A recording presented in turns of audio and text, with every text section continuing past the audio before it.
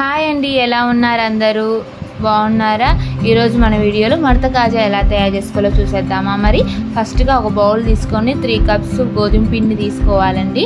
దాంట్లో చిటికెడు సాల్ట్, చిటికెడు వంట సోడా, కొద్దిగా ఒక స్పూన్ నెయ్యి వేసుకొని చపాతీ పిండి మెత్తగా కలుపుకొని ఒక హాఫ్ అన్ అవర్ పక్కన పెట్టుకోవాలి. గోధుమ పిండి ఎంత క్వాంటిటీ తీసుకుంటామో షుగర్ కూడా అంతే తీసుకొని దాన్ని పాకం పట్టుకోవాలండి.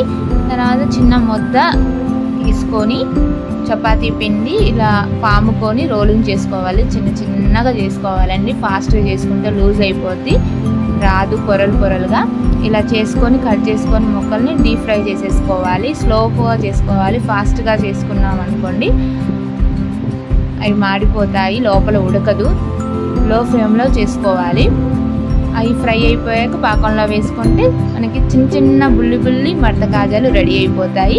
పిల్లలు కూడా చాలా ఇష్టంగా తింటారండి. మీకు నచ్చితే ఈ వీడియోని చూసి మీరు ఇంట్లో తయారు చేసి నాకు ఎలా వచ్చిందో కామెంట్ సెక్షన్లో కామెంట్ చేయండి.